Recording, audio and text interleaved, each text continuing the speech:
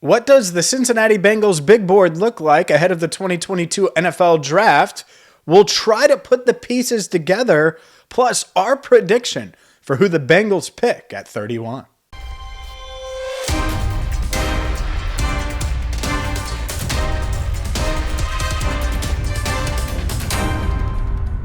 Hi again, everyone, and welcome in to Cincinnati Bengals Talk. I'm James Rapien of allbengals.com. The draft is almost here, and if you missed it, make sure you check out my top 10 big board ahead of the 2022 NFL Draft. 10 players that I think the Bengals should consider in my order of who they should take first, second, third, fourth, fifth, all the way through 10.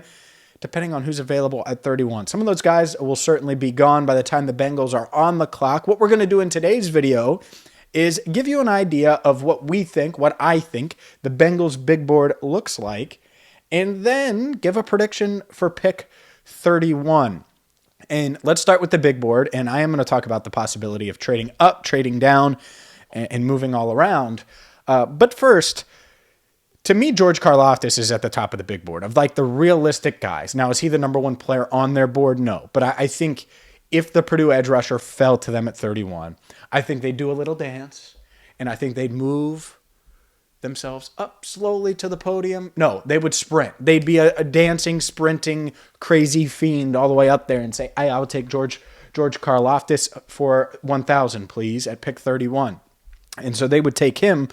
Other guys that fit that mold, though, Daxton Hill. I've been on the Daxton Hill train for a couple days. Wouldn't be shocked if Karlaftis is here, Daxton Hill's right underneath him. Now, would they take a safety? Would they take a guy? Now, he's got flexibility. He would be able to contribute. I think he'd still play a decent amount of snaps as a rookie because he can move all around the field, and there is some versatility there. Maybe they'd consider it, but I certainly think he's going to be one of the top players on their board if he was available at 31. And the other one's Devontae Wyatt. So these are three guys projected to go earlier than the 31st overall pick, but guys that I think are at the top of their board or close to it. And could it be in different order? Could it be Karlaftis, Wyatt, and then Hill? Potentially. And I think based on need, that's probably how it would go. It would be interesting, though, if Wyatt and Karlaftis are both available, which one they would go for and go with. I think it would be Karlaftis. But those are the big three, so to speak, that none of them could be there. And let's go from there, because obviously it's cornerback. That's how it feels like the Bengals are going to go. It thinks, I think they're going to go quarterback. It feels like they're going to go cornerback. And I'm not the only one who thinks that. I think everybody thinks that they're going to go with a corner right now. And so how do they rank these corners? Not sure about Sauce Gardner. He's going to be long gone, despite people thinking that they're going to trade up for him. That is not happening. Derek Stingley's going to be long gone. I think he's going to get drafted ahead of Sauce Gardner now and go third to the Texans. A guy like Trent McDuffie could fall, and so maybe I should have included him on this list. I didn't, because in zero mocks that I've seen has he fallen to 31. I'm not saying it can't happen. Of course, you can expect the unexpected on draft day, especially this year when there's no consensus. That being said, I think Andrew Booth Jr. is their number one cornerback of the group that they expect, that there's a realistic shot that those guys will be there, followed by a guy in Kaiir Elam out of Florida, who was my number one corner on the big board. And then I think it's Kyler Gordon, and that's kind of the big three. Roger McCreary in that mix too. I think they would worry a little bit about his arm length. I think they would say, hey, he could probably start his career inside, and we need an outside corner. We need a boundary guy from the jump. And so it's Booth, Elam, Gordon, if I had to predict their big board. And I'm sure by now, we're 4 minutes into this video, you're like, where's Tyler Linderbaum? He mentioned George Karlaftis. He mentioned Daxton Hill, Devontae Wyatt, Andrew Booth Jr., Kaiir Elam, Kyler Gordon. And now that's where Tyler Linderbaum comes into play. And I think that's where he is. Like, he's in that range where he's in that first round bucket, that first round tier. But it's not up here where I have him. He's my number one player on the big board. It's not up here where a lot of fans have him, where you're like, man, just take him and fix this offensive line and get this road grading run blocker that is a beast and a former wrestler. And yeah, he's got short arms, but who cares? I think they care. And so I think, if there's, Karlaftis, Hill, and Wyatt are gone, and Booth and Elam and maybe Gordon are gone, then is Linderbaum in play? Yeah, but that's 6 guys. That's 6 guys, and I think one of them's going to be there. And maybe they have Linderbaum ahead of Gordon. I certainly don't think they have him ahead of Elam, and I certainly don't think they have him ahead of Booth. So what's the likelihood that they take him? I don't think it's that likely, and that's the point of this video. Let's try to predict what they do with the 31st overall pick. I think they would love a trade down if the scenario is right. If there is no Karlaftis, if there is no Daxton Hill, who they have a high grade on, or maybe they don't have a high grade on him, right? Or a guy like Devontae White. If those guys are gone, and let's say Booth, Elam, Gordon, McCreary are all available, well, then since they have them similar grades on them, they may say, all right, we're willing to move down. But if Booth is gone, and let's say Gordon is gone, and it's Elam and McCreary, and Linderbaum is gone, well, they're like, oh, if we move down, we're not going to get a guy. We're going to have to drop another tier. I don't think they're going to be willing to do that. So it's going to really determine and be decided by, one, is there a quarterback or a receiver? I think those are the 2 positions teams are going to be willing to move up for in that 31st spot, given what they make, given the market value. Is there one of those guys available that a team wants to move up for ahead of the Lions? Well, the Lions could be in the quarterback market. They could be in the wide receiver market. So it would make a lot of sense for them to move up. Heck, you could, even if you're the Bengals, you could say, Lions, we're about to trade out. Someone's moving up. Do you want to give us a pick to move up a spot? Just that way you can secure the guy you want. You could play hardball that way as well, which would be interesting if you could add an extra pick and just move down one spot.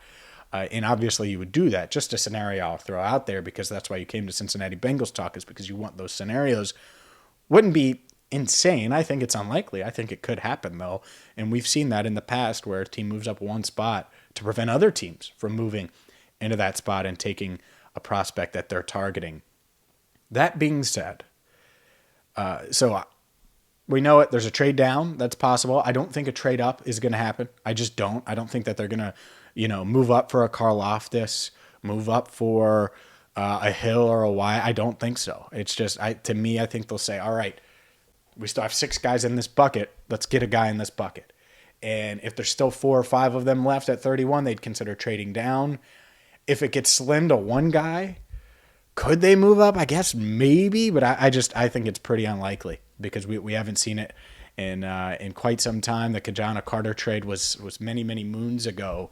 And yeah, I mean, it was the 5th pick and I think the 36th overall pick for the first pick. So it really wasn't bad value for the Bengals, but it didn't work out in 95. And so that's that. I don't expect them to move up necessarily in round 1, especially when the meat of this draft is considered picks like 35 to 40 to 80. I think that's when you really could get some good value. So if they could add another pick in that range, I think they would do that hands down and be excited about doing so. And even if that pick isn't 80, maybe it's 105, I think that would make a lot of sense. But with that being said, if the Bengals are on the clock on Thursday night, and when the Bengals are on the clock on Thursday night, I think they take corner.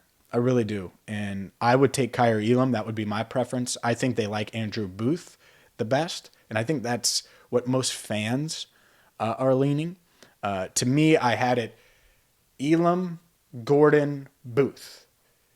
I think the Bengals have it Booth, Elam, Gordon.